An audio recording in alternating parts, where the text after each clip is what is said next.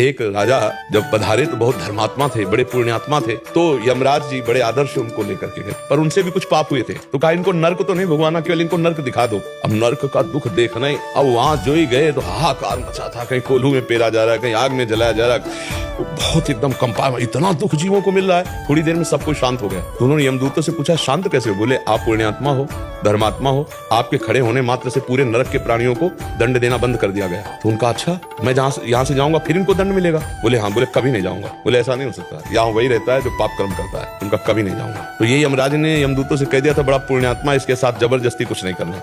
यमराज जी आए, उनका तुम्हें लेने के लिए देवराज इंद्र आ रहे हैं, इतने पुण्यात्मा तुम हो, नरक में कैसे रुको? तो बोले अच्छा ये पुण्यों का प्रभाव जिससे इनका दुख शांत हो गया? बोले हाँ। तो बोले मैं संकल्प करता हूँ कि जितना भी मन वचन कर्म से अपने जीवन में पुण्य किया है, इन सब नरक के प्राणियों को देता हूँ और सब ये स्वर्ग जाएं और मैं नरक भोगूंगा, मैं किसी को दुखी नहीं देख सकता। यमराज ने आश्चर्यचकित हो गए कि ऐसा? तो उन्होंने कहा तुम नरक तो नहीं रुक सकते। बोले क्यों? जब हमारे पुण्य सब नष्ट हो गए, हमने सबको दे दिया, तो हम नरक भोगेंगे? बोले नहीं, इसका भी पलट कर तुम्हें पुण्य मिलेगा।